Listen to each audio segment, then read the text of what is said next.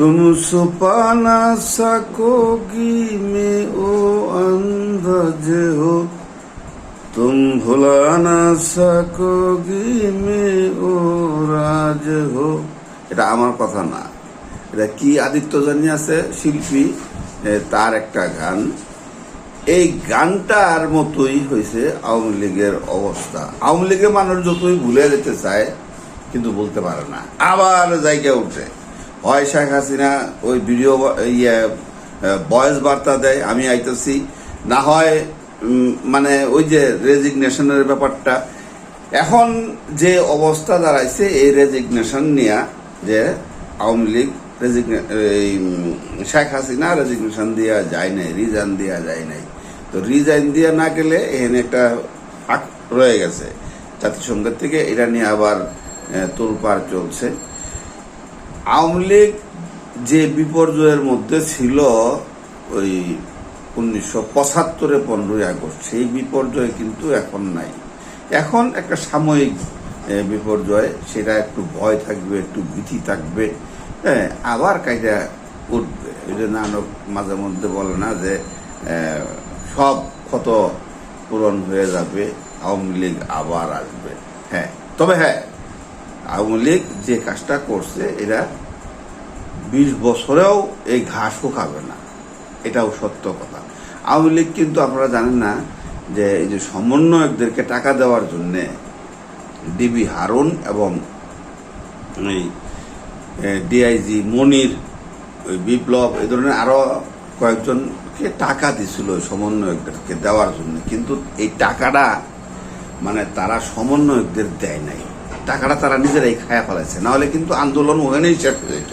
আপনারা দেখেন এই যে সমন্বয়করা, এই যে সমন্বয়করা এত মানে ওই বুলি আওড়াইতেছে, সততার বুলি আওড়ানিতে, কিন্তু তারা সৎ পথে নাই। এখন কথা উঠছে এই যে বন্যা দুর্গতদের নিয়ে যে টাকা পয়সা উঠছিল, স্বর্ণ অলংকার উঠছিল, আমরা দেখছি অনেকেই পোলাপনের ব্যাংক, নিজেদের ব্যাংক ছিল পার্সোনাল, কেউ পেনশনের টাকা মাসে মাসে রাখছে, কেউ যেভাবেই হোক টাকা পয়সা জমাইছে, স্বর্ণ অলংকার কইলা হাতের থেকে, কানের থেকে, গলার থেকে কইলা ওখানে দিছে। এটি ভিডিও ক্লিপ আছে, এগুলি গেল কই? এই জিনিসটাকে তারা মানে তাদের ভিতরে করে রাখছে। মসজিদে যেমন প্রতি শুক্রবারে টাকা উঠে, সেটা কিন্তু পরবর্তী শুক্রবারে আবার এলান করে দেয়, গত শুক্রবারে এই খাতে এত টাকা উঠছে, এই খাতে এত টাকা উঠছে, এই খাতে এত টাকা উঠছে, হাতে হাতে এত টাকা দেওয়া হয়েছে। আর এই সমন্বয়করা যে টাকাগুলি উঠাইছে, টিএসসিতে শুধু বলা হয়েছে যে 1 কোটি টাকা উঠছে, আর খাবার দাবারের তো কোনো অভাবই নাই, সেগুলি জায়গা মতো জায়গা পৌঁছায় নাই, এখনো পর্যন্ত পড়ে রয়েছে। বেশ ভালো কথা, পড়ে রয়েছে।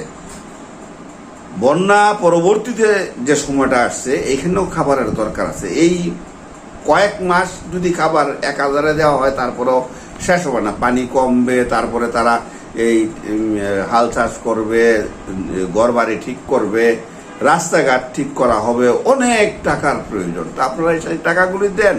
কারো কারো দেখা যাচ্ছে যে বিদেশে চলে গেছেন, এক দামি লাকেট লইয়া এয়ারপোর্টে দাঁড়ায় আছেন, ছবি দেওয়া। হ্যাঁ, আবার কেউ কেউ বলতেছেন টাকা ব্যাংকে রাখা হয়েছে। টাকা কি তোমার বাপের? টাকা ব্যাংকে রাখবা?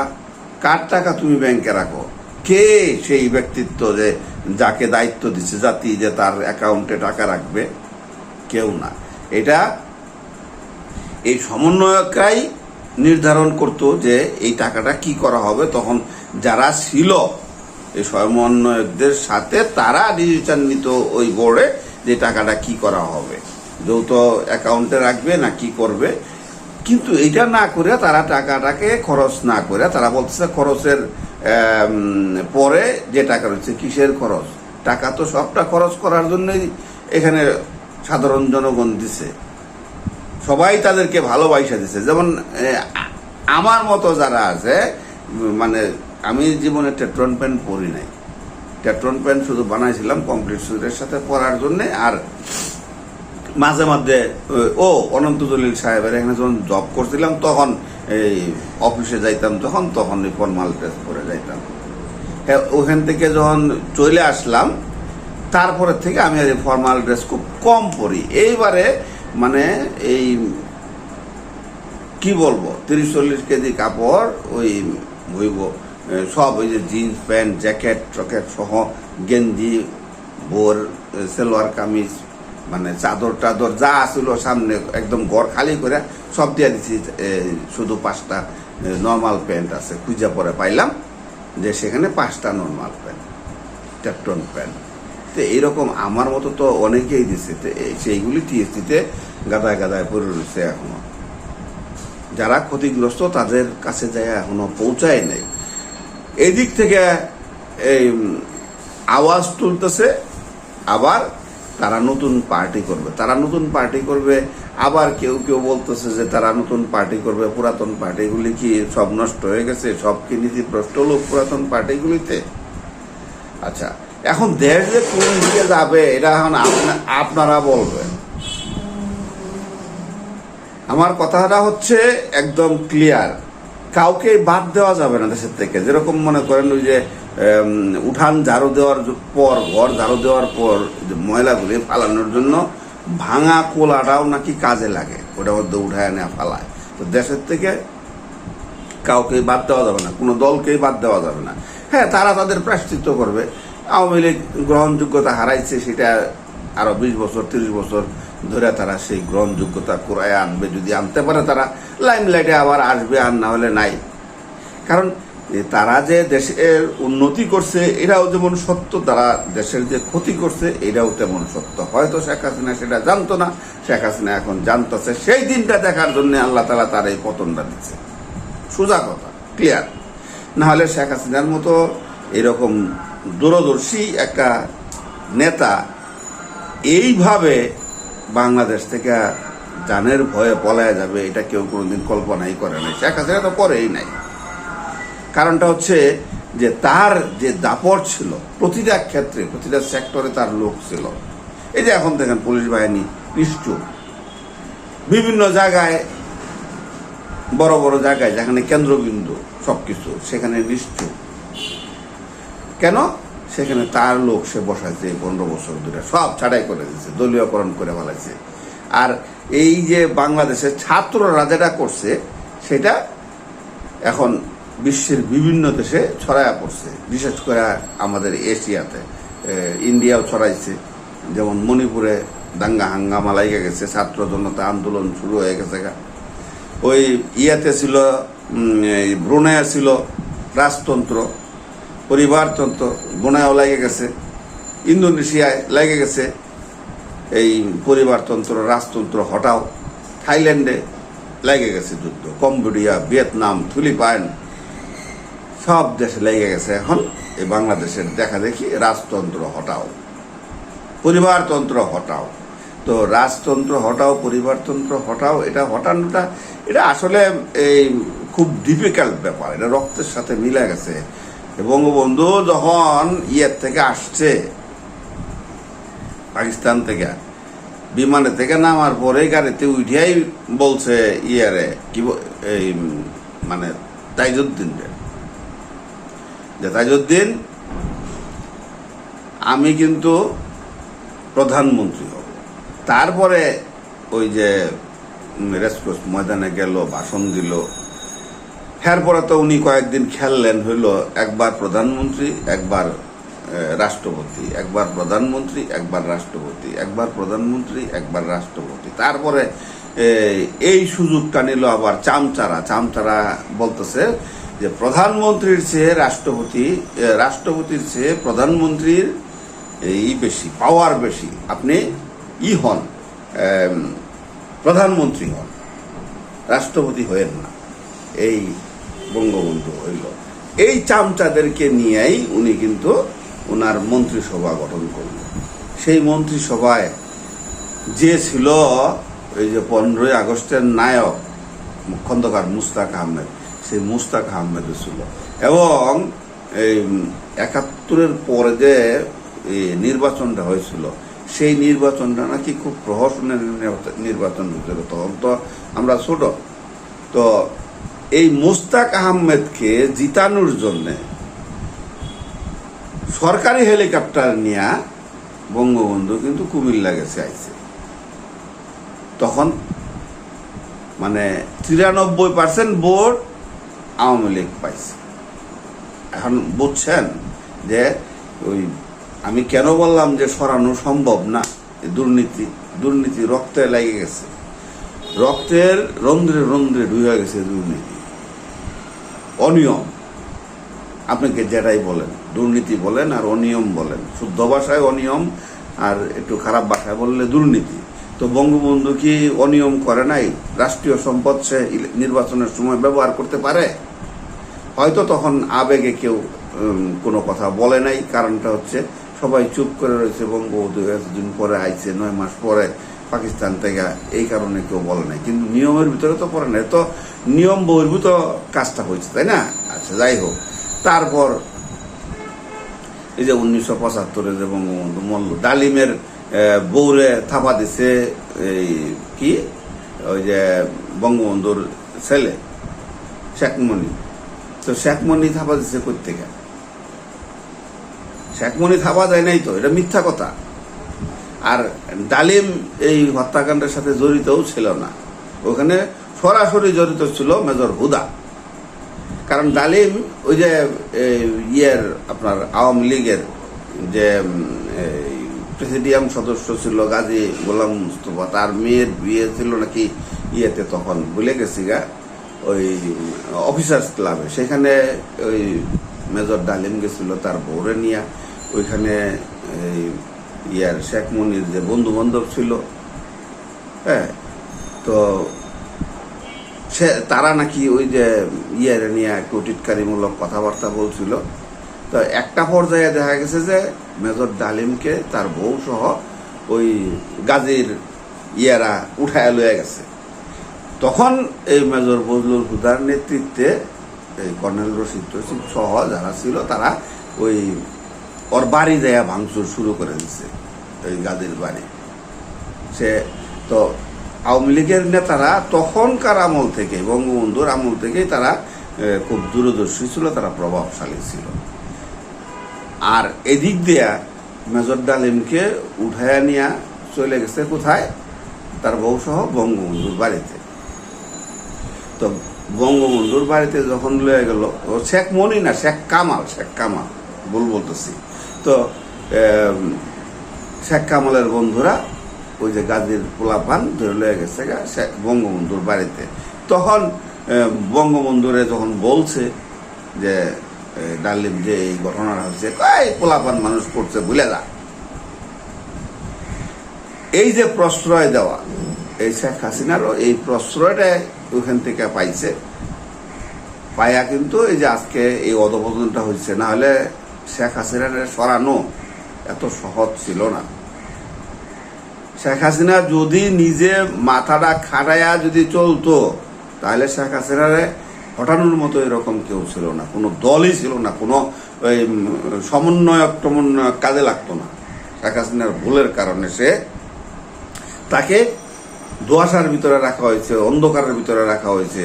যে সবসময় খালি যে ভোরের কুয়াশা দেখেন না আপনারা, তার চোখের সামনে ভোরের কুয়াশার মতো অন্ধকার দিয়ে রাখা হইতো, তাকে সত্যটা কেউ বলতো না। তো এই যে শুরুটা হয়েছে, শেখ হাসিনা কিন্তু ওইখান থেকে পাইছে এই যে দালাল ঘরে নিয়ে চলা। বঙ্গবন্ধু এই দালাল ঘরে নিয়ে চলে কিন্তু হয়েছে। আপনারা ওই যে একটা বই আছে নেতা ও পিতা, ওই তাজউদ্দিনের মেয়ে লেখছে, নেতা ও পিতা বইয়ে ডাইরেক্ট লেখা আছে যে মুজিব কাকু আব্বুকে বলেছে, মুজিব আমি তাজউদ্দিন আমি প্রধানমন্ত্রী হব। তো এই যে মুজিবের এই প্রধানমন্ত্রী হওয়ার যে আকাঙ্ক্ষাটা ভিতরে জাগছে, এইটাই তারা খাইছে। আর যারা ছিল আশেপাশে, তাজউদ্দিনরেও সরাইয়া দিয়া আর দুইজনের রাষ্ট্রপতি বানাইছে, তারা সবসময় পুতুলের মতো রয়েছে, তাদের সাথে দূর দূর স্যার ব্যবহার করছে সবসময় বঙ্গবন্ধু, যেমনটা এই যে শেখ হাসিনা করলো তার এই 15 বছরের রাজত্ব। যেভাবে মানুষ চুপ করে রয়েছে, যাই বলছে তাই শুনছে। কারণটা কি? শেখ হাসিনা যে ইটা তৈরি করছে, সার্কেলটা তৈরি করছে, সেই সার্কেলের মধ্যে এমন এমন লোককে আইনা গুরুত্বপূর্ণ পোস্টে হাজির করছে যে শেখ হাসিনার বিরুদ্ধে কথা বললেই একেবারে ডাইরেক্ট আয়না করে। যেমন এই যে খন্দকার মোশাররফ হোসেন পুতুলের সচিব, তাদের সাথে ওই যে পুতুলের সাথে যখন ইটা ছাড়াছাড়িটা হইল, তারপরে ওই শুনছেন না শরীয়তপুরের ছাত্রলীগ নেতা শত শত কোটি টাকার মালিকিতা বোয়া। এইগুলি হচ্ছে নাটক। তো এই একটা দিয়েই আপনারা দেখাইলাম যে শেখ হাসিনা এইভাবে যদি তার ক্যাপচারে যদি সব না নিয়ে আসতো, যদি কিছু লিগ্যাল কাজ করে যাইত, বাংলাদেশের ভিতরে সর্বশ্রেষ্ঠ শক্তিশালী দল ছিল এই আওয়ামী লীগ।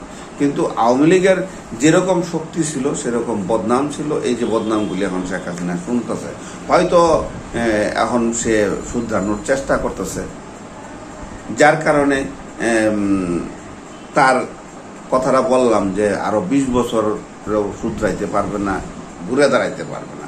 কারণ তার বাবার যে মোরালগুলি আছিল এগুলি ভাঙা ফেলাইছে জাতি, মানে আবেগ আপ্লুত হয়ে। এটা কিন্তু শেখ হাসিনার বঙ্গবন্ধুরটা ভাঙে নাই, কিন্তু শেখ হাসিনার বাপেরটা ভাঙছে। আমার কথাগুলি বোঝার চেষ্টা করবে।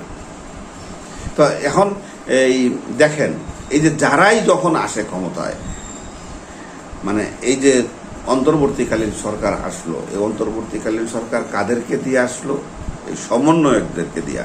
এখন সমন্বয়করা ভাবতেছে আমরা কি জানি হয়ে গেছি, তারা ধরারে সরা জ্ঞান করতেছে। তারা ভাবতেছে যে আমরা একটা কিছু হয়ে গেছি। না, একটা কিছু তোমরা হয়ে যাও নাই। যে আন্দোলনটা হয়েছে সেটা শুরু করছে ছাত্ররা, আর প্রতিটা আন্দোলনই শুরু হয় ছাত্রদের থেকে। কারণ ছাত্রদের মেধা একদম ক্লিয়ার থাকে, তারা লেখাপড়া করতে থাকে। সেই সময় তাদের ব্রেইনে যেটা ঢুকে, যেটা সঠিক সেটাই তারা করে। তোমরা মনে করছো যে এই আন্দোলনটা আমাদের করতে হবে, যৌক্তিক আন্দোলন, তাই তোমরা আন্দোলনে নামছো। তারপর ছাত্রদের সাথে জনতা এসে এক হয়েছে, আর এই জনতা এক হওয়ার পরেই কিন্তু আন্দোলন সাকসেস হয়েছে। শেখ হাসিনা যদি খালি পলায়া না যাইতো, ওয়াকারুজ্জামানকে দিয়ে সে যদি ক্যান্টনমেন্টে দেয়া আশ্রয় নিত, বাংলাদেশের পরিস্থিতি এত শোচনীয় হইতো না। এখন সে আইনি লড়াই লড়তো, ভবিষ্যতেও আসলে তাকে আইনি লড়াই লড়তে হবে। দেশে আসবে বলতেছে, আসলে এই যে কেসগুলি, যে গণহত্যাগুলি হয়েছে, যে ডাইরেক্ট গুলি করছে, ফুটেজগুলি তো আছে, এইগুলির দায়ে ভার শেখ হাসিনাকে নিতে হবে না? যারা ছিল শেখ হাসিনার আমলা মন্ত্রী তাদেরকে নিতে হবে না? অবশ্যই নিতে হবে। তো আইসাই ক্ষমতায় বসে যাবে শেখ হাসিনা, আওয়ামী লীগ যারা ভাবতেছে, এটাও ঠিক না। ক্ষমতা তো পরের কথা, আগে যে অন্যায়গুলি করছেন সেগুলির বিচার হবে না? সেই বিচারগুলি কে করবে? যে বিচারের জন্য এত বছর ধরে বিচারের কাঠ করায় নিরীহ মানুষদের দাঁড় করাইছেন, এক জায়গায় নাটক সাজাইছেন, হিজবুত তাহেরি, জামাতে ইসলামী, অমুক তমুক ইয়ের নাটক, কি জানি কয়, জঙ্গি হামলা মামলার নাটক সাজাইছেন। সব নাটক তো স্ক্রিপ্ট, ওইগুলি স্ক্রিপ্টেড সব। জাতি এখন বুঝে গেছে, নাহলে এত জঙ্গি করতে হয় বাংলাদেশে। জাতিসংঘকে বোঝানো হয়েছে যে আমরা জঙ্গি তৎপরতায় নামছি, ক্রস ফায়ারে দিছি অমুক তমুক। কারণ এই ক্রস ফায়ার তো বন্ধ হবে না সহজে, এই ক্রস ফায়ার থেকেই যাবে। আওয়ামী লীগও এই ক্রস ফায়ারে পড়বে। তবে হ্যাঁ, এই দেশে যারা আছে এখন রাজনৈতিক দলগুলি, আমার ক্ষুদ্র মতে সবাইকে এক হইয়া কাজ করতে হবে। জামাতে ইসলাম পিছনে থাকবে, ওই বিএনপি সামনে আগাবে, ওই জাতীয় পার্টি সাইডে থাকবে, ওই বিপিনোর সামনে যাওয়ার চেষ্টা করবে, তারপরে এবি পার্টি ওই যে ব্যারিস্টার ফুয়াদ সে সাইড দিয়ে মাথা ঢোকানোর চেষ্টা করবে। এরকম না, সব রাজনৈতিক দলগুলিকে একটা প্ল্যাটফর্মে আসতে হবে।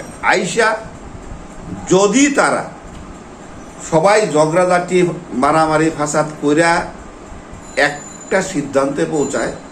ঝগড়াঝাটি মারামারি কেন বললাম, এখানে তো সবাই তো একমতে না, সবাই দ্বিমত, অনেকের ভিতরে অনেক মত দ্বিধাদ্বন্দ্ব আছে, সেইগুলি থেকে মারামারি কাটাকাটি কইরা খুনাখুনি কইরা একটা সিদ্ধান্তে পৌঁছাইতে হবে যে আমরা দেশের ভালো চাই, আমরা দেশকে এগিয়ে নিয়ে যেতে চাই, আমাদের দেশের যা ক্ষতি হওয়ার হয়েছে, পাইন মারা যাওয়ার গেছে, এখন আর পাইন মারা যাইতে আমরা দিব না। তাহলে যদি এই বাংলাদেশ শান্ত হয়, বাংলাদেশের ভবিষ্যৎ ভালো হয়। আর বাঙালি জাতি পরিশ্রমী জাতি, বাঙালি জাতি সবসময় পরিশ্রম করে তারা তাদের ভাগ্য পরিবর্তন করছে, এইবারেও হবে। নাহলে ওই যে ডক্টর ইউনূস আর ওই যে সমন্বয়ক যারা আছে উপদেষ্টা কমিটির, তাদেরকে দিয়ে কিচ্ছু হবে না। তারা তো এই বন্যা দুর্গতের টাকাই খায়া লাইছে, বন্যা দুর্গতদের যে ফান্ড ছিল সেটাই খায়া ফেলেছে, তারা প্রশ্নবিদ্ধ হয়ে গেছে। এবং তারা এখন যারা করতেছে বিভিন্ন জেলায় জেলায় যেয়ে, বিভিন্ন উপজেলায়, বিভিন্ন থানায় যেয়ে তারা সবাইকে একত্র করার চেষ্টা করতেছে, সংগঠিত করার চেষ্টা করতেছে। সেটা করুক, সেটা কোনো খারাপ কিছু না। অনেক জায়গায় যাইয়া দেখা গেছে যে ওই মিটিংই হইতে যায় না, যেমন নরসিংদীতে সার্জিস আলম যাইয়া মিটিং করার কথা ছিল 12টার সময়, সেই মিটিংয়ে কিন্তু ওইখান থেকে 4টার সময় সে বের হয়েছে, কিন্তু মিটিংয়ে তারা যাইতে দেওয়া হয় নাই, ওখানকার সমন্বয়কটা দেয় নাই, কারণ সবার ভিতরে ওই যে টুকাটুকি লেগে গেছে। ওই যে ইনিয়া বন্যা দুর্গতদের জন্য যে ফান্ড কালেকশন হয়েছিল, সেই ফান্ডের ইটা মানে ক্লিয়ার না, নথি যেটা আছে, লিস্ট যেটা আছে সেটা ক্লিয়ার না, টাকা গেল কই, এই নিয়ে লাগছে গুতাগুতি। তো এইটা খুব তাড়াতাড়ি হয়ে যাবে, ক্লিয়ার হয়ে যাবে। কিন্তু ক্লিয়ার হয়ে গেলেও ওই যে কাজ ভাঙে গেলে দাগটা থেকে যায়, দাগটা তো থেকে গেল। তোমরা যে সুনামের অধিকারী হয়েছিল, যেমন র্যাব প্রথম যখন সৃষ্টি হয়েছিল, র্যাবের কর্মকর্তাদের নিয়ে কিন্তু হয়েছিল, নাটক তৈরি হয়েছিল যে আমার মেয়ের বিয়ে দিতে হইলে এরকম একটা র্যাবের চাকরি যারা করে তাদের কাছে বিয়ে দেব। এই র্যাব কিন্তু তারপরে প্রশ্নবিদ্ধ হয়েছে। সেরকম এই যে ছাত্র জনতার আন্দোলন থেকে সমন্বয়কারীরাও এখন প্রশ্নবিদ্ধ হয়ে গেছে, তাদের যা কামাইছিল সব শেষ। এখন গুতাগুতি ওই নুরু, ওই ব্যারিস্টার ফুয়াদ, জাতীয় পার্টি, বিএনপি, তারপরে আওয়ামী লীগ কয়েকটা দিন পরে বাসতেছে। আওয়ামী লীগকে বিলুপ্ত করা এত সহজ না, কারণ এটা গণতান্ত্রিক দেশ। গণতান্ত্রিক দেশে যে কে কোন দল করবে সেটা কেউ নির্ধারণ করে দেবে না। যার যার মত প্রকাশ সে করবে, যার যার ওপিনিয়ন সে প্রকাশ করবে। কে আওয়ামী লীগ করবে, কে বিএনপি করবে, কে জাতীয় পার্টি করবে, যার যেটা খুশি, বা নতুন গণতান্ত্রিক দল হবে ওইটা করবে। সেই জন্যই বললাম যে আওয়ামী লীগকে নিশ্চিহ্ন করে দেওয়া যাবে না, কারণ আওয়ামী লীগের যারা আছে 1,00,000-2,00,000 লোক বা 1.5 লাখ লোক করাপ্টেড, তারা ওই আওয়ামী লীগকে ভাঙ্গায়া ভাঙ্গায়া খাইছে, তারা মানুষ মারছে, তারা ওই চাঁদাবাজি করছে। সবাই তো আর করে নাই। আওয়ামী লীগের ভিতরে ভালো লোক নাই, আছে। বিএনপিতে খারাপ লোক আছে, ভালো লোক আছে না? জাতীয় পার্টিতে ভালো লোক আছে না? সব দলেই আছে।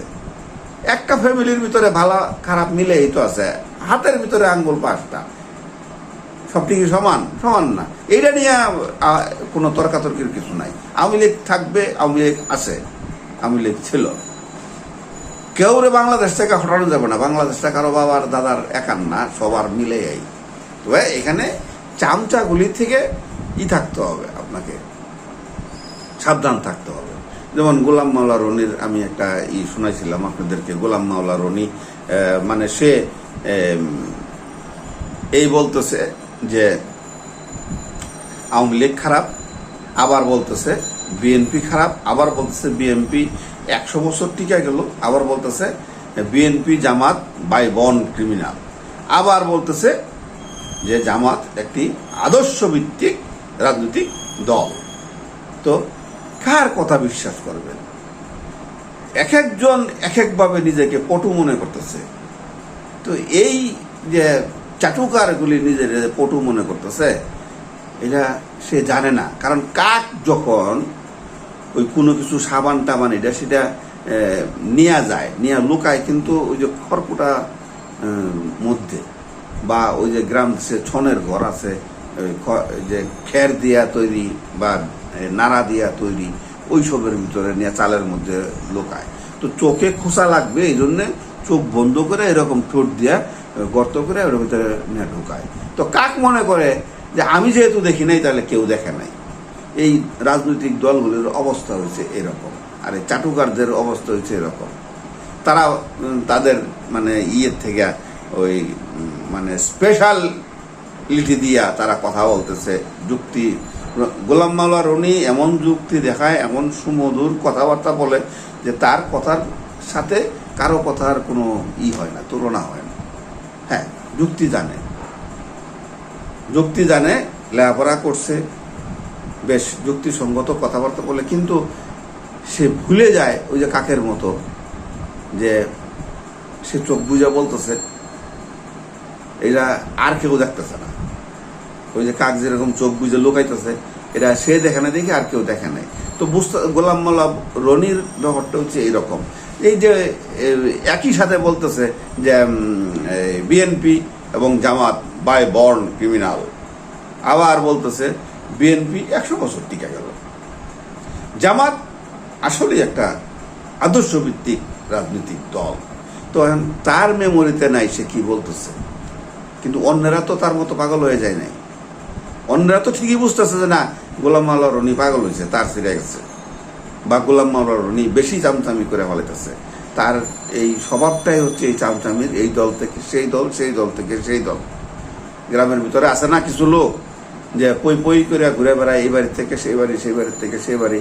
মাঝে মধ্যে দেখবেন যে কোনো বাড়িতে তার মানে আস্তানা গাড়ে ফেলাইছে, সকালের নাস্তাটা খাইয়াই পুলিটা ফেলবো, ওই বাড়িতে যে পান খাইবো, দুপুরে ভাত খাইবো, তারপরে বিকালবেলায় আসবে, আবার রাত্রেবেলায় যায় ওই বাড়িতে ভাত খাইতেছে ভাজা মাছ দিয়া। এরকম লোকজন গ্রাম দেশে বহুত আছে। তো এই গোলাম মাওলা রনি হচ্ছে ওই টাইপের লোকজন। তো এখন আবার সমন্বয়কদের কাছে ফিরে আসি। তো সমন্বয়করা দল গঠন করতে চাইতেছে। তাদের দল গঠন করা লাগবে কেন ভাই?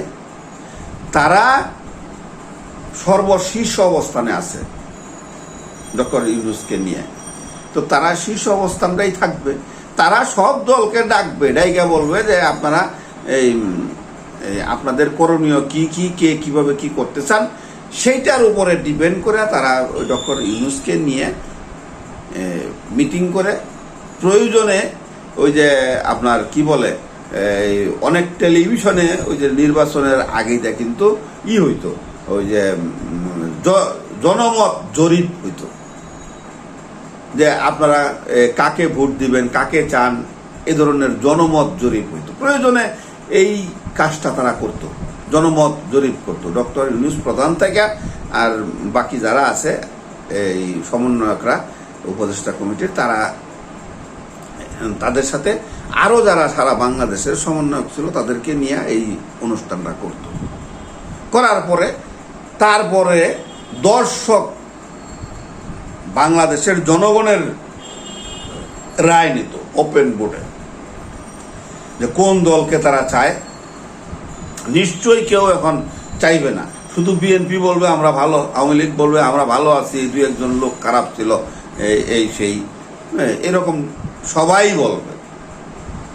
যে বাবা মার সন্তানগুলি খারাপ থাকে তারা কিন্তু অনেক সময় স্বীকার করে না, কারণ রক্ত তো এখানে লাগে। তো আবার অনেকেই স্বীকার করে, খুব কষ্ট পায়। সবটাই আছে, আমি সবটাই বলতেছি।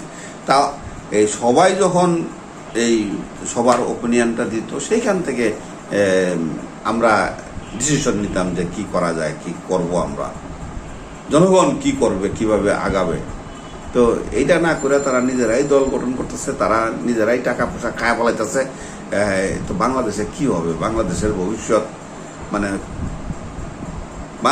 ভবিষ্যৎ মানে কি, এটা একমাত্র আল্লাহ ছাড়া আর কেউ বলতে পারে না। এই বাঙালি কখন যে কার বিরুদ্ধে লড়ে, কখন যে কোন দিকে চলে যায়, এটা ঠিক নাই। অনেকেই আছে মানে পারিপার্শ্বিকতার কারণে অনেক কথা বলে। কারণ কেউ আছে যে আমি ঝগড়া ফেসাদ পছন্দ করি না, আমি ঝগড়া দিতে যাইতে চাই না, আমি কোনো দলের নাই, আমি কেউ না, আমি আমার যেদিকে মন চাই এদিকে আমি চলবো। হ্যাঁ, তার রাইট আছে। কারণ আপনি যদি কোনো না করেন, অন্যায় না করেন, দেশদ্রোহিতা না করেন, কারো মাথায় বাড়ি না দেন, তাহলে তো আপনি অপরাধী না। ফৌজদারি কেসের আওতায় যদি আপনি না পড়েন তাহলে তো আপনি অপরাধী না। তো এই জন্য আপনার মতো আপনি চলতে পারেন। কি এই বাংলাদেশের অবস্থা যে কী হবে একমাত্র আল্লাহ ছাড়া কেউ বলতে পারবে না। কারণ তারা আগায় কিন্তু ঠিক রাস্তায়, তারপরে যাইয়া তাদের রাস্তাগুলি ভাগ ভাগ হয়ে যায় ওই সামসাদের কারণে। আর কিছু স্বার্থবাদী লোক আছে, স্বার্থন্বেষী মহল আছে, তারাও ওইগুলো ডিভাইড করে দেয় যে এরা এইদিকে সরাও, এরা এইদিকে সরাও, এরা এইদিকে সরাও, ওর কানে দেয় এই কথাটা কও, বিভ্রান্তির সৃষ্টি করো। এইগুলি হচ্ছে বাঙালিদের কাজ। কারণ কিছু বাঙালি আছে তাদের কোনো কাজ কাম নাই, তারা সারাক্ষণ এইগুলি নিয়েই থাকে। মানুষের মাথায় লবণ রেখা তারা বড়ই খাওয়ার চেষ্টা করে, মানুষের মাথায় কাঁঠাল ভাঙিয়া খাওয়ার চেষ্টা করে, তারা দাঁড়া দাঁড়ায় খাইব আরেকজনের মাথায় ভাঙিয়া। বুঝছেন? এই হলো আমাদের দেশের অবস্থা। যাই হোক, আপনাদের সামনে অনেক কথা বলছি, আবার আসবো। তো ভালো লাগলে চ্যানেলটাকে সাবস্ক্রাইব করবেন, ভিডিওগুলি শেয়ার করবেন। হ্যাঁ, আর কি কিচ্ছু হবে না আমাদের। আসসালামু আলাইকুম।